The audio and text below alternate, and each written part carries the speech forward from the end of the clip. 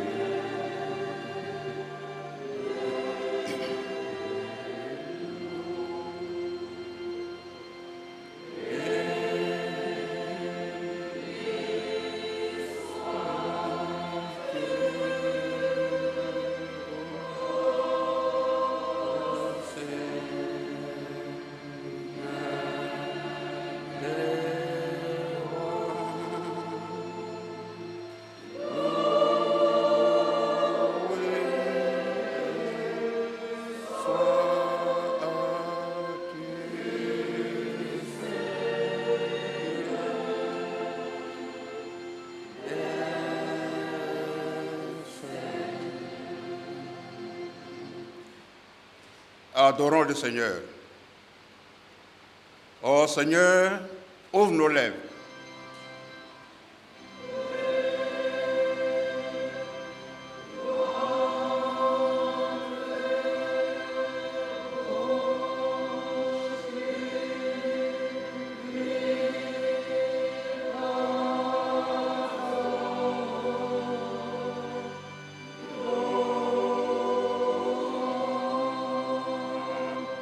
Ô Seigneur, sauve ton peuple.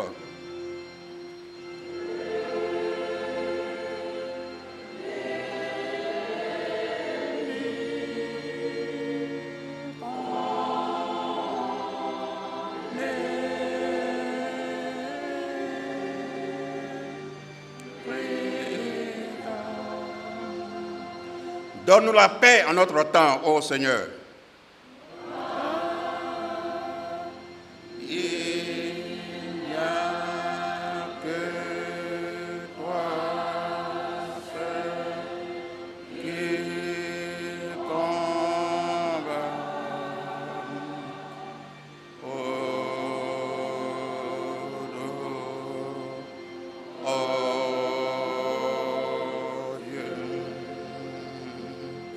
Assemblée, veuillez vous lever. Gloire soit au Père, gloire au Fils, gloire au Saint-Esprit.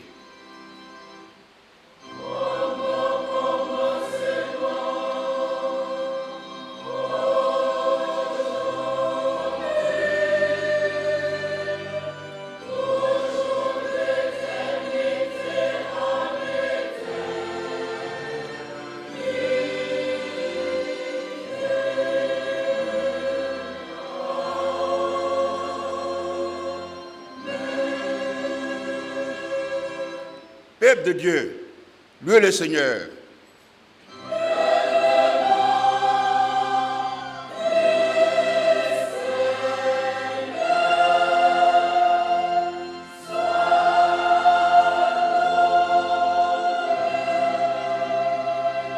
Oui, effectivement, nous louons le Seigneur par le chant du cantique numéro 470 de notre recueil « Gloire à Dieu ». Nous chantons la première et la quatrième strophe. Oh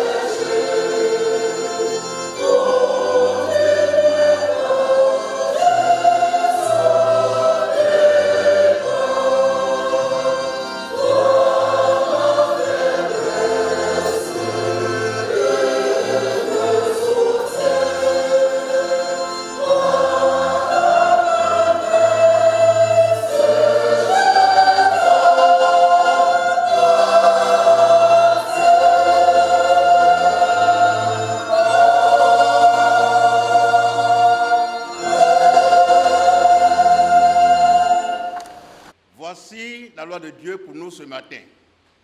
Tu aimeras le Seigneur ton Dieu de tout ton cœur, de toute ton âme, de toute ta pensée et de toute ta force. C'est là le premier et le plus grand commandement. Et voici le second qui lui est semblable. Tu aimeras ton prochain comme toi-même. De ces deux commandements dépendent toute la loi et les prophètes. Et le Seigneur Jésus a ajouté ceci. Je vous donne un commandement nouveau. Aimez-vous les uns les autres, comme je vous ai aimé. Vous aussi, aimez-vous les uns les autres. Bien-aimés, en présence des existences de Dieu, nous nous sentons tous coupables. En effet, nul ne peut prétendre avoir accompli cette sainte loi de Dieu. C'est pourquoi je vous invite, vous tous qui êtes présents, à vous humilier avec moi devant le trône de Dieu pour confesser nos péchés et implorer sa grâce. Veuillez vous asseoir et confessons nos péchés. Nous venons de vivre une semaine au cours de laquelle nous avons péché en pensée, en parole et en acte. C'est le lieu de nous humilier devant Dieu et lui avouer sincèrement nos péchés. L'apôtre Jean nous rappelle que si nous disons que nous n'avons point de péché, nous nous séduisons nous-mêmes et la vérité n'est point en nous. Si nous confessons nos péchés, il est fidèle et juste pour nous les pardonner et pour nous purifier de toute iniquité. Confessons nos péchés, Dieu nous entendra et nous pardonnera. Bien-aimés, rejoignons-nous tous dans la prière de confession générale des péchés et disons ensemble: Père Tout-Puissant et très miséricordieux, nous nous sommes égarés et nous nous sommes éloignés de tes sentiers comme des brebis perdues. Nous avons trop suivi les projets et les désirs de notre propre cœur. Nous avons violé tes lois saintes. Nous avons négligé de faire les choses que nous aurions dû faire et nous avons fait ce que nous aurions dû ne pas faire. Il n'y a rien de saint en nous. Oh Seigneur, aie pitié de nous, misérables pécheurs. Épargne, oh Dieu, ceux qui te confessent leurs fautes. Relève ceux qui se repentent selon les promesses que tu as faites aux hommes. Dans le Christ Jésus, notre Seigneur, accorde-nous, ô Père très miséricordieux, pour l'amour de ton Fils, de vivre désormais une vie de piété, de justice et de sobriété à la gloire de ton Saint-Nom. Bien-aimés, le Seigneur, dans son amour, nous entend et nous relève. Veuillez vous tenir debout pour recevoir les promesses de sa grâce et de son pardon. C'est par la grâce que vous êtes sauvés, par le moyen de la foi. Et cela ne vient pas de vous, c'est le don de Dieu. Ce n'est point par les œuvres, afin que personne ne se glorifie. Écoutons donc ces paroles de grâce. Puisque ton cœur a été touché et que tu t'es humilié devant moi, puisque tu as pleuré à ma présence, moi aussi j'ai entendu, dit l'Éternel. Ne crains point, car je t'ai racheté, je t'ai appelé par ton nom, tu es à moi. Amen.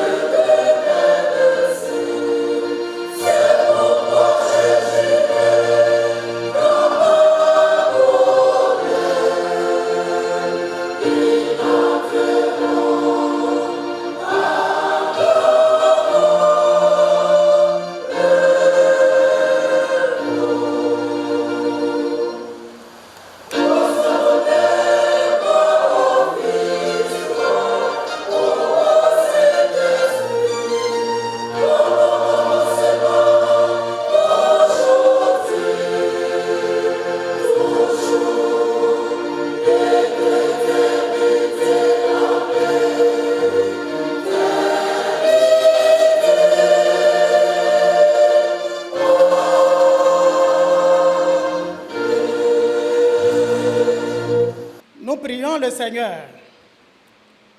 Seigneur notre Dieu, tu as voulu que l'Écriture sainte serve à notre instruction.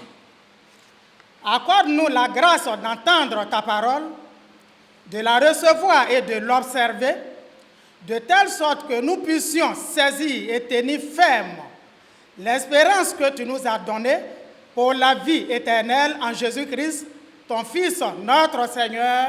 Amen. Lecture de l'Ancien Testament tirée de la prophétie de Jérémie. Jérémie, chapitre 15, les versets 15 à 21. Et nous lisons, tu sais tout, ô Éternel, souviens-toi de moi, ne m'oublie pas, venge-moi de mes persécuteurs. Ne m'enlève pas, tandis que tu te montres lent à la colère.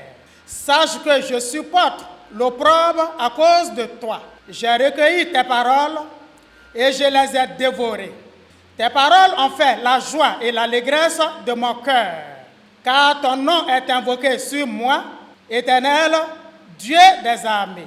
Je ne me suis point assis dans l'assemblée des moqueurs, afin de m'y réjouir, mais à cause de ta puissance, je me suis assis solitaire, car tu me remplissais de fureur. Pourquoi ma souffrance est-elle continuelle? Pourquoi ma plaie est-elle douloureuse et ne veut-elle pas se guérir? Serais-tu pour moi comme une source trompeuse, comme une eau dont on n'est pas sûr?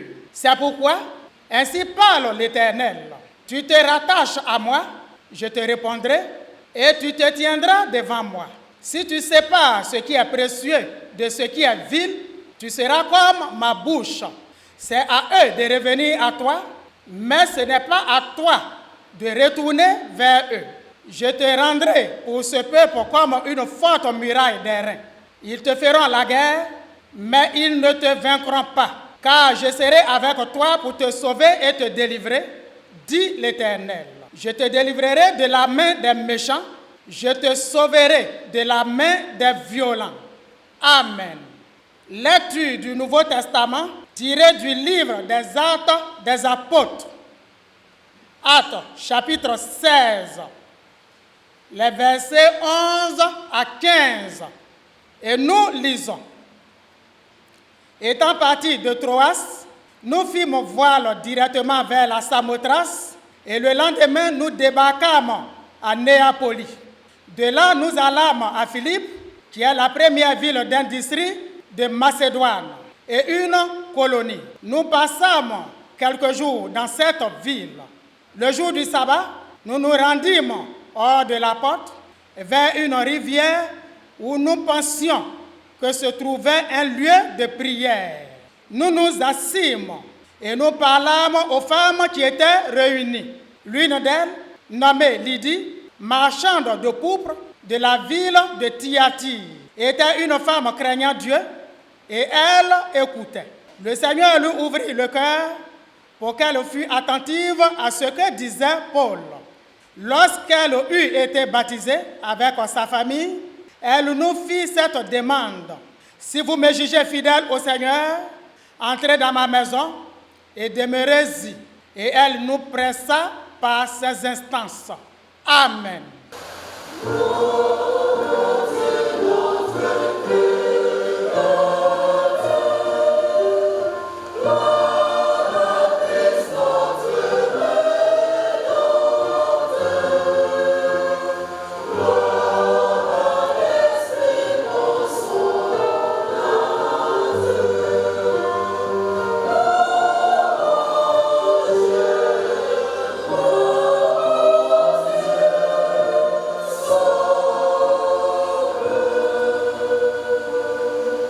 Lecture de l'Évangile tiré de Luc, chapitre 10, versets 38 à 42. Il est écrit: comme Jésus était en chemin avec ses disciples, il entra dans un village et une femme nommée Marthe le reçut dans sa maison. Elle avait une sœur nommée Marie qui, s'étant assise aux pieds du Seigneur, écoutait la parole. Marthe, occupée à divers soins domestiques, survint et dit, « Seigneur, cela ne te fait-il rien que ma sœur me laisse seule pour servir? Dis-lui donc de m'aider. » Le Seigneur lui répondit, « Marthe, Marthe, tu t'inquiètes et tu t'agites pour beaucoup de choses. Une seule chose est nécessaire. Marie a choisi la bonne part qui ne lui sera point ôtée. L'herbe sèche, la fleur tombe, mais la parole de Dieu subsiste éternellement. Amen.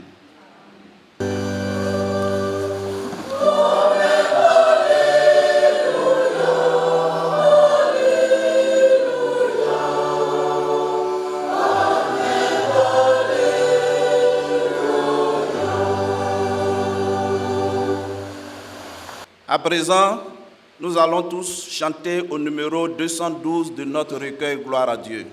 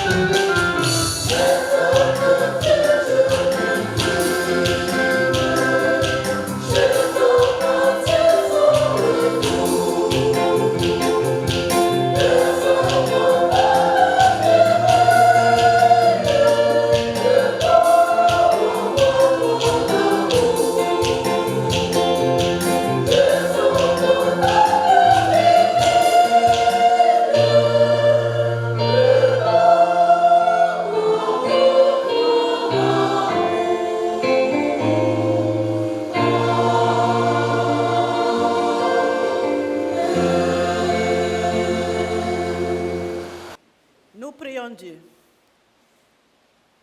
Seigneur notre Dieu et notre Père, tu nous donnes encore l'occasion ce matin de pouvoir nous ressourcer dans tes saintes Écritures. Viens à présent, Père éternel, nous disposer pour que nous puissions méditer ta parole au nom de Jésus. Amen. Veuillez vous asseoir. Bien-aimés dans le Seigneur, nous voulons encore vous saluer par le nom de notre Seigneur Jésus-Christ. Nous venons de parcourir la parole de Dieu qui a été tirée des livres de Jérémie, des Actes des Apôtres et de l'Évangile de Jésus-Christ selon Luc. Le thème que l'Église méthodiste unie nous donne en ce jour dédié à toutes les mères est le suivant: choisir la bonne part qui ne peut être ôtée. Et ce thème est extrait des versets 41 et 42 de l'Évangile de Luc, que nous avons lu tout à l'heure. Et dans ces versets, il est dit, le Seigneur lui répondit, « Marthe, Marthe, tu t'inquiètes et tu t'agites pour beaucoup de choses. Une seule chose est nécessaire. Marie a choisi la bonne part qui ne lui sera point ôtée. » Bien-aimés, notre réflexion de ce jour tournera autour des points suivants. En un, nous présenterons les deux femmes de notre portion de texte. En deux, nous verrons comment comprendre les paroles de Jésus. Et enfin, nous tirerons quelques leçons pour notre édification personnelle. Présentation des deux femmes de notre portion de texte. Dans cette portion de texte de Luc chapitre 10, versets 38 à 42, deux femmes nous sont présentées. Il s'agit de Marthe et Marie. Ce sont deux sœurs qui habitent Béthanie. Béthanie est un village situé sur le mont des Oliviers, à environ 3 km de Jérusalem, sur la route de Jéricho. Ces deux femmes sont les sœurs de Lazare, un ami de Jésus. Jésus, de passage dans ce village, est reçu par Marthe dans sa maison. Marthe vit sûrement avec sa sœur Marie. Et pendant la visite de Jésus, les deux femmes sont occupées à des activités différentes. Marie est assise aux pieds de Jésus et écoute sa parole. Marthe, quant à elle, s'occupe à divers soins domestiques. Pourquoi donc Jésus dit-il que Marie a choisi la bonne part? Bien-aimée, Marthe reçoit Jésus chez elle. Mais à peine Jésus est entré, qu'elle le laisse pour s'occuper de 1000 choses sous prétexte de le servir. La voilà qui se préoccupe de tout, sauf de son invité. Son service prend le pas sur son hôte. Elle se démène, toute soucieuse, craignant peut-être de n'être pas à la hauteur de la situation, car recevoir le maître chez soi, un invité de marque, ce n'est pas chose facile. Tout doit être au point. Marie, quant à elle, est dans la seule position qui convienne aux pieds de Jésus, dans l'attitude d'un bon disciple. Elle ne fait rien, elle ne dit rien, elle est assise et elle écoute. Elle n'a d'yeux et d'oreilles que pour Jésus et pour sa parole. Plus rien ne compte pour elle que la seule présence du Seigneur et sa parole. Autant elle est concentrée sur ce qui compte pour elle, autant sa sœur Marthe est dispersée dans la multitude des tâches qu'elle s'est donnée à accomplir.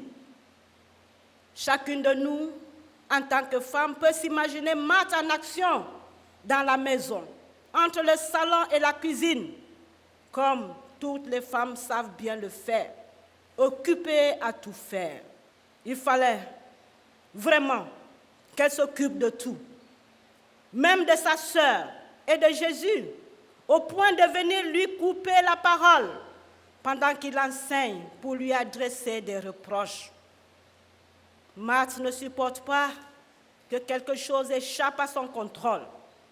Il lui faut aussi se mêler de tout. Et au verset 40, elle dit à Jésus, « Seigneur, cela ne te fait-il rien que ma sœur me laisse seule pour servir?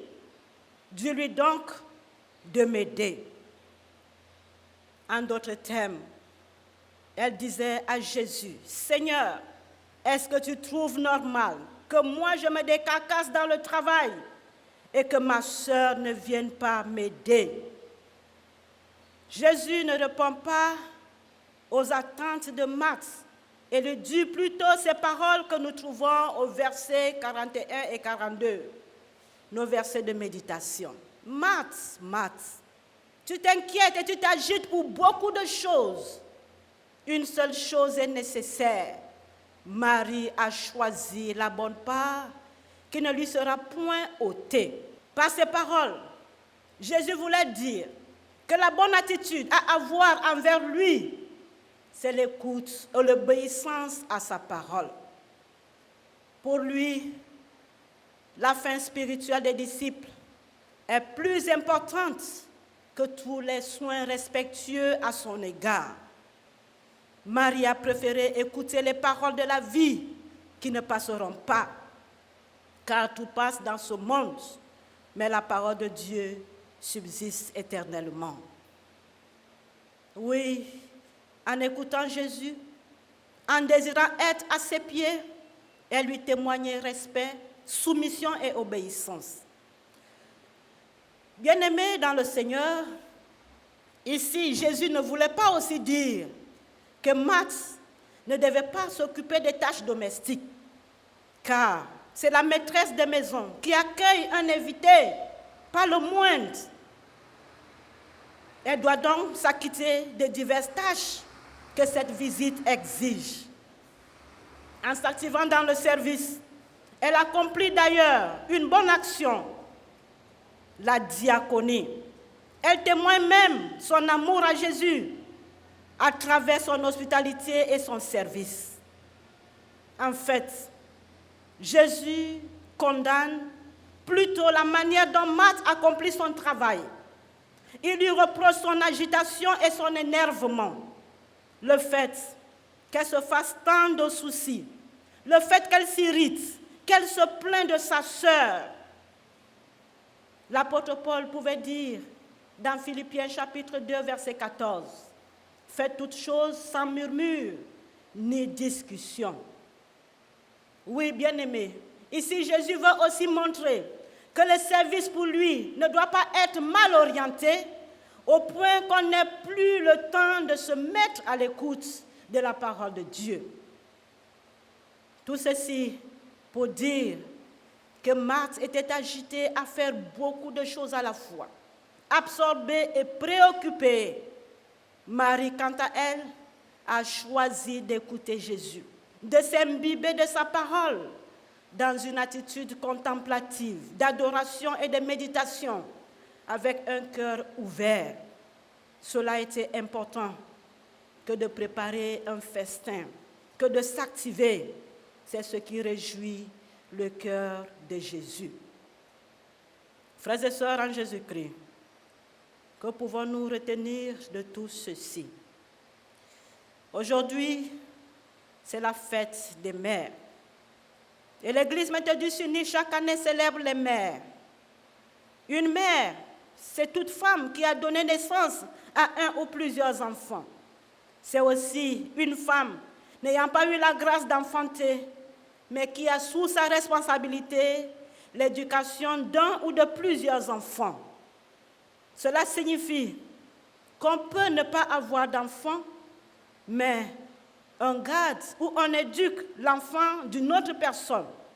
Ça peut être l'enfant de son époux, l'enfant de sa sœur, de son frère, d'une cousine, d'un cousin, d'une parenté. Bref, ici en Afrique, nous avons toujours des enfants à éduquer. Donc, nous sommes toutes mères. Alléluia. L'Église, en nous honorant et en nous célébrant ce jour, voudrait nous interpeller au travers de ce thème, à la façon dont nous vivons notre chrétienté. La préoccupation de l'Église ce matin est de savoir comment nous, mères, vivons notre communion spirituelle avec notre Seigneur Jésus-Christ. Jésus a dit à Marthe au verset 42, « Une seule chose est nécessaire. » Oui, une seule chose est nécessaire. Nécessaire signifie ce qui est indispensable. Nous voyons donc que la seule chose qui est indispensable, c'est la communion spirituelle avec le Christ. Et cette communion spirituelle doit se faire par notre attachement à Christ, à travers l'écoute de la parole de Dieu et aussi à travers la prière. Chères sœurs, en Jésus-Christ, combien sommes-nous attachés à la parole de Dieu? Combien lisons-nous régulièrement notre Bible Combien de nous méditons journellement la parole de Dieu? Combien avons-nous une vie de prière bien remplie?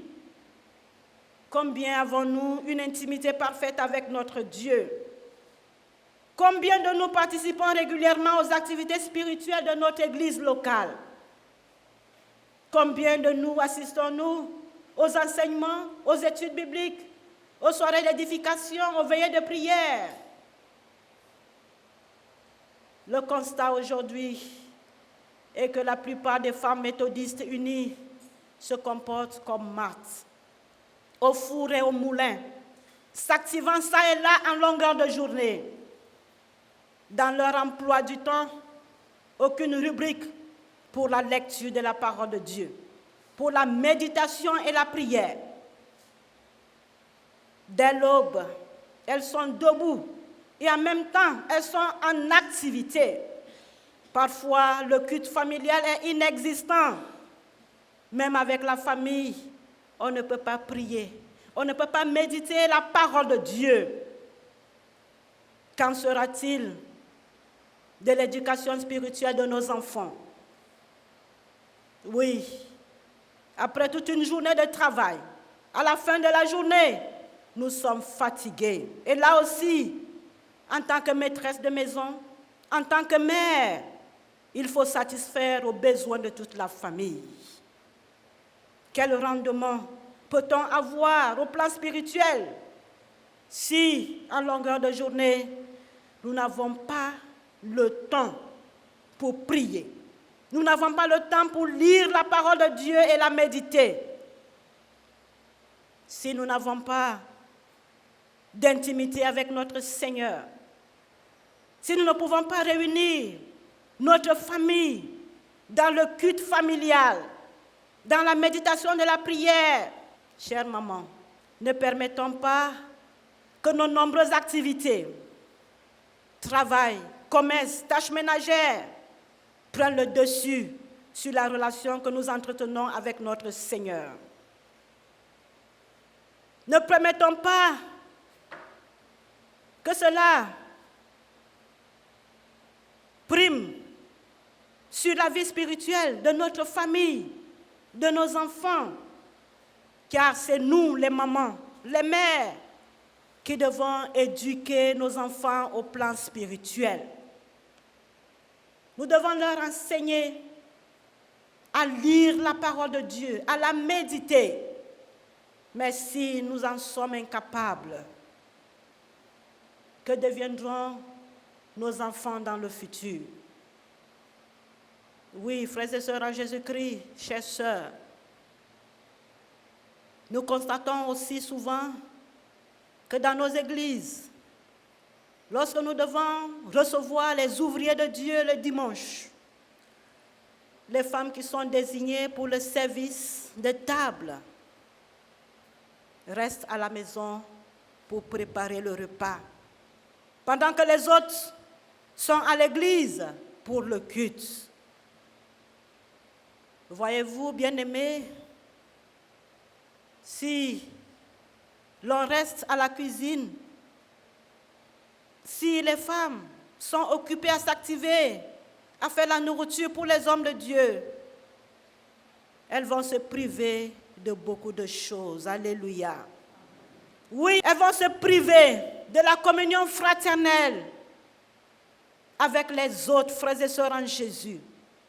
Elles vont se priver de l'adoration et de la louange, de la parole de Dieu qui est livrée ce jour. Elles vont se priver de la bénédiction qui est donnée à la fin du culte. C'est pour toutes ces raisons que Jésus voudrait nous dire ce matin que nous orientons mal le service. Oui, notre service est mal orienté. Parce que préparer pour le pasteur ou pour le prédicateur qui nous visite dans notre communauté, c'est une très bonne chose. C'est l'hospitalité. Mais cela ne doit pas nous empêcher de participer au culte.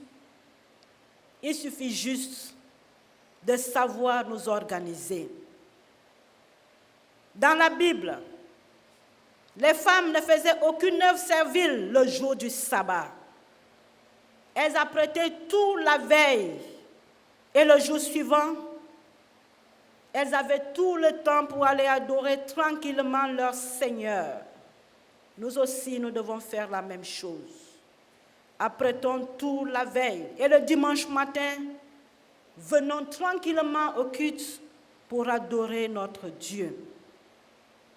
En tant que mère, en tant que femme chrétienne, sachons trouver un équilibre entre le temps que nous consacrons au service et celui que nous passons dans la lecture de la parole de Dieu, dans la prière, dans l'enseignement, dans la louange et l'adoration. Si nous ne méditons pas, si nous ne lisons pas la parole de Dieu, si nous ne prions pas, notre service deviendra stérile. Alléluia. Dans le livre des Actes des Apôtres que nous avons lu tout à l'heure, nous voyons cette femme, Lydie, la marchande de pourpre, qui a su trouver un équilibre entre l'écoute de la parole de Dieu donnée par les apôtres et le temps pour le service. Elle a bien fait la différence. Elle est allée se mettre aux pieds des apôtres pour écouter la parole de Dieu. C'est seulement à la fin qu'elle a invité Paul et ses compagnons à entrer dans sa maison et à y demeurer. Nous devons, nous aussi, choisir ce qui est nécessaire, l'écoute de la parole de Dieu. Ensuite, nous pouvons nous engager dans le service dans tous ses contours, à la base de ce que nous aurons entendu, de ce que nous aurons assimilé dans la parole de Dieu. Oui, l'assistance aux hommes de Dieu, l'assistance aux pauvres, les nécessiteux, les malades, les prisonniers. Tout cela se fera aisément si nous avons une base solide dans l'étude de la parole de Dieu. Si nous avons un attachement ferme et un amour sans défaillance à Christ. Ce matin, nous sommes donc tous invités à aimer la parole de Dieu. Et Jérémie nous dit dans le passage que nous avons lu, Jérémie chapitre 15 au verset 16, « J'ai recueilli les paroles et je les ai dévorées. Tes paroles ont fait la joie et l'allégresse de mon cœur. » Oui, chers sœurs en Jésus-Christ, comme le prophète Jérémie, nous devons recueillir les paroles de Dieu. Nous devons les dévorer, c'est-à-dire les manger, les boire, les avaler, afin qu'elles nous donnent la joie au cœur, afin qu'elles nous orientent dans notre communion avec le Christ.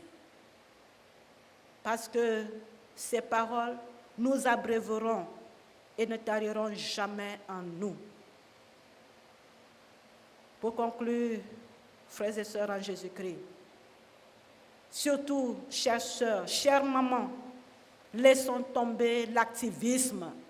Attachons-nous vivement à Christ à travers sa parole. Nous devons être des femmes de prière, des femmes de louange et d'adoration. Permettons à Jésus de nous dire aussi, comme il a dit à Marie, elle a choisi la bonne part qui ne lui sera point ôtée. Que notre Seigneur nous bénisse. Amen. Nous méditons silencieusement cette parole que nous venons d'écouter.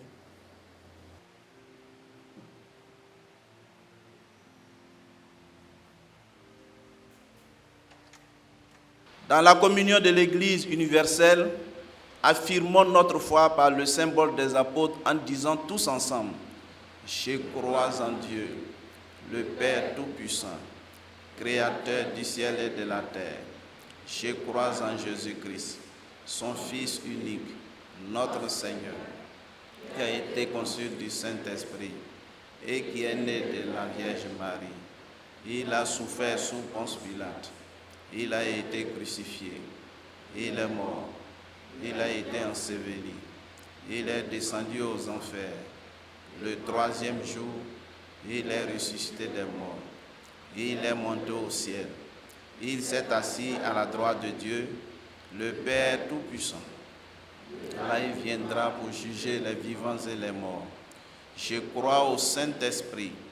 Je crois à la Sainte Église universelle, la communion des saints, la rémission des péchés, la résurrection de la chair et la vie éternelle. Amen. Le Seigneur soit avec vous.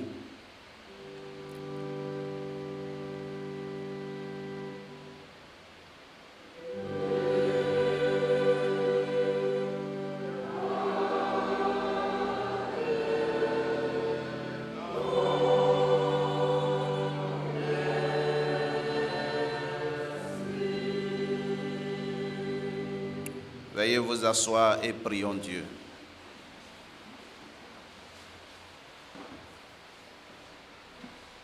Seigneur notre Dieu et notre Père, nous te bénissons, nous te rendons grâce parce que tu es Dieu.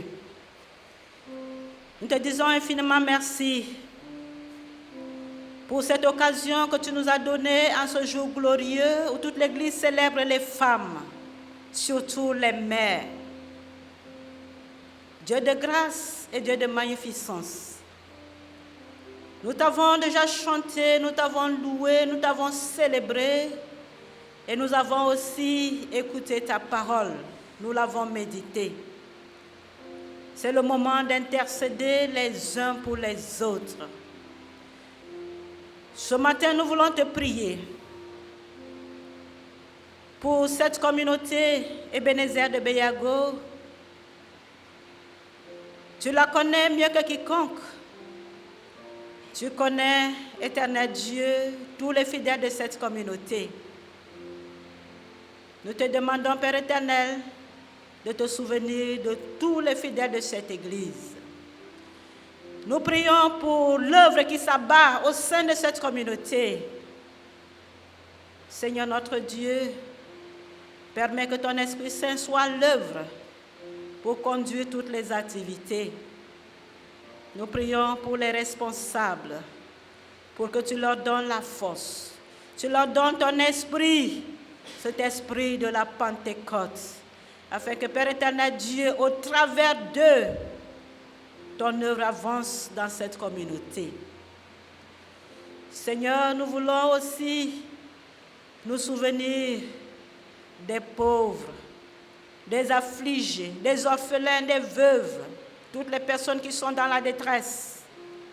Seigneur, notre Dieu, notre Père, assiste-les, soutiens-les. Nous voulons penser à ceux qui sont malades. Tu es le médecin par excellence, le Dieu qui guérit. Et tu dis dans ta parole, venez à moi, vous tous qui êtes fatigués et chargés, je vous donnerai du repos. Seigneur, toutes ces personnes malades sont fatiguées, sont chargées. Éternel Dieu, accorde-leur le repos qu'il faut, parce que tu sauras leur donner la guérison par la puissance de Jésus-Christ de Nazareth. Seigneur notre Dieu, notre Père, nous voulons prier pour toutes les mères. Notre Église célèbre, éternel Dieu, les mères. Seigneur, souviens-toi d'elles. Donne-leur ce qu'il faut, Père éternel, pour qu'elles soient des bonnes mères. Pour qu'elles soient, éternel Dieu, des mères qui savent venir à tes pieds. Des mères contemplatives, qui sont attentives à ta parole. Seigneur notre Dieu et notre Père, sois avec elles. Parce qu'elles ont la lourde charge d'éduquer leur famille au plan spirituel. Seigneur notre Dieu, souviens-toi de toutes les mères de ton Église. Ce matin, nous voulons aussi nous souvenir de l'Église méthodiste unique Côte d'Ivoire, avec tous ses responsables, à la tête, le bishop Benjamin Boni, Seigneur notre Dieu, et tous ses collaborateurs, assiste-les, donne-leur aussi la claire vision de ton œuvre pour que le travail soit fait selon ta conduite et selon ta volonté. Dieu de grâce et Dieu de magnificence, nous voulons aussi prier pour notre pays, la Côte d'Ivoire. Nous voulons prier, Père éternel Dieu, pour tous les responsables politiques, à quelque niveau que ce soit. Donne-leur, Éternel Dieu, ton esprit de sagesse, pour qu'avec cette sagesse qui vient de toi, Seigneur, ils puissent mieux diriger la destinée de cette nation.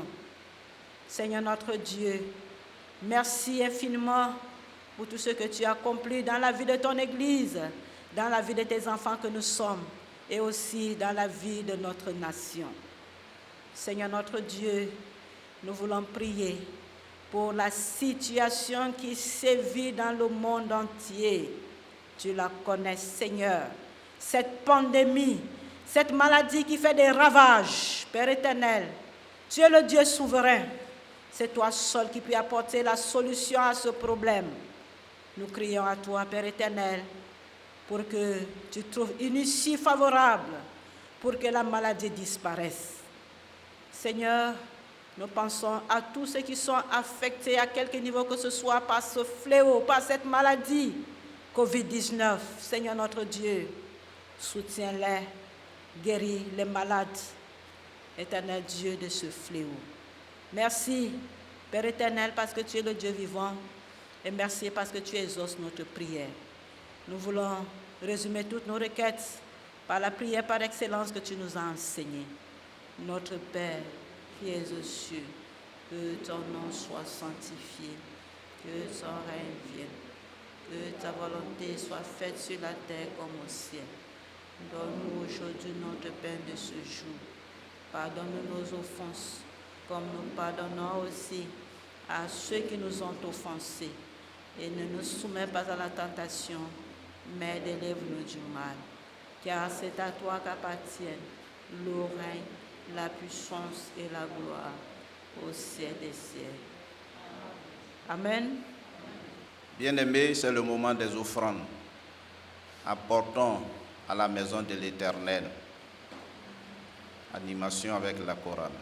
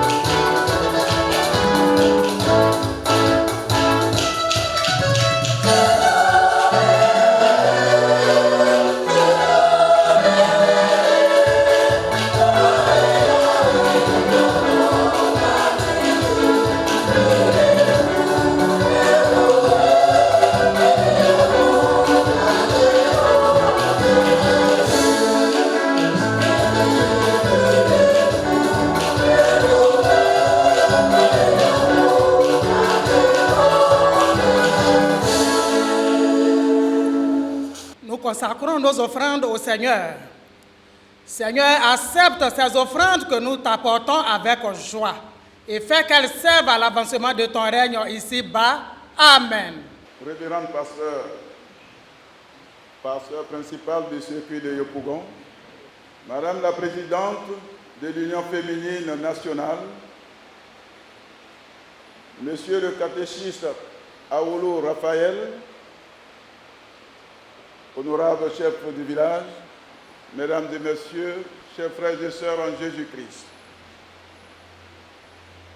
Au moment où le monde entier célèbre les mères, je voudrais, au nom du catéchiste Aoulou Raphaël et celui de toute la communauté, vous saluer et vous souhaiter la cordiale bienvenue. Bienvenue à Madame la Révérende Pasteur. Bienvenue à la présidente de l'Union féminine nationale avec sa délégation. Bienvenue pour certains qui foulent pour la première fois le sol de ce village. Je voudrais aussi profiter de cette occasion solennelle pour souhaiter bonne fête des mères à toutes les mamans du monde entier et en particulier celles de l'Église méthodiste unie Côte d'Ivoire et bien évidemment celle des Bénézères de Béago.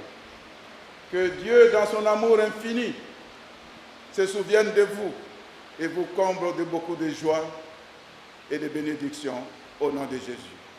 Amen. Révérende Marie-Lise Kofi, aumônière nationale de l'Union des femmes de l'Église méthodiste unie Côte d'Ivoire. Chers frères et sœurs catéchistes et prédicateurs de l'Église méthodiste unie, Temple de Béago. Monsieur le président des laïcs de l'Église méthodiste unie Côte d'Ivoire, Temple de Béago. Madame la présidente de l'Union des femmes de l'Église méthodiste unie Côte d'Ivoire, Temple de Béago. Chers frères et sœurs de la communauté de Béago. Recevez en ce jour dédié aux mères, au nom du Bureau national de l'Union des femmes de l'EMUCI et à mon nom propre, nos salutations fraternelles en Jésus-Christ, notre Seigneur et Sauveur. Amen. Bien-aimés frères et sœurs en Christ, nous rendons grâce au Seigneur, notre Dieu, qui nous rassemble en ce jour au Temple méthodiste uni de Béago pour le célébrer malgré la crise sanitaire qui fragilise les hommes, les femmes et même les enfants dans toutes les nations du monde. Cette pandémie mondiale sans précédent suscite la mobilisation de tous en vue de réduire ses effets dramatiques. C'est dans ce contexte très difficile que se déroule en cette année 2020 la fête des mères. La femme, maillon essentiel de la cellule familiale, base de toute société, mérite en tout temps et en tout lieu d'être honorée, car elle est toujours la première cible des maux qui s'abattent sur nos vies. Porteuse de vie, mère attentionnée, éducatrice, audacieuse et entreprenante, elle bâtit sa maison. Vertueuse, elle mérite d'être honorée. Je voudrais, en ma qualité de présidente nationale des femmes de l'Église méthodiste unie Côte d'Ivoire, féliciter toutes les femmes de Côte d'Ivoire et principalement nos sœurs de l'Église méthodiste unie Côte d'Ivoire pour leur épanouissement et celui de leurs familles respectives, pour le rayonnement de leur Église et de leur nation. Chères sœurs, soyons remplis du Saint-Esprit, esprit de hardiesse, afin que par nos prières, l'impossible devienne possible. Dieu, au temps marqué, déversera sur vous et sur vos proches ses abondantes richesses.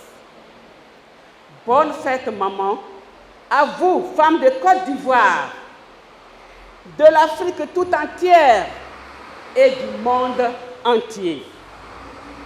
Chères sœurs, obéissons à nos autorités en respectant les mesures barrières pour notre survie. Que Dieu vous bénisse. Amen.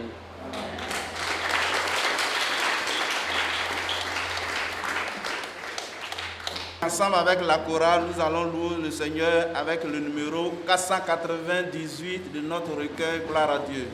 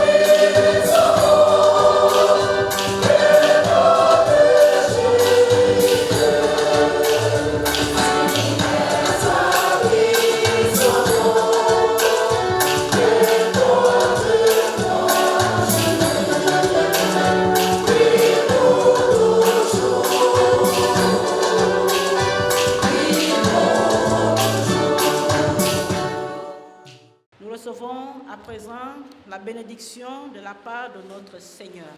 Que l'Éternel vous bénisse et qu'il vous garde. Que l'Éternel fasse lui sa face sur vous et qu'il vous accorde sa grâce. Que l'Éternel tourne sa face vers vous et qu'il vous donne sa paix.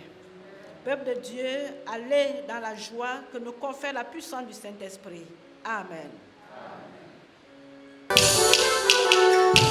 Amen.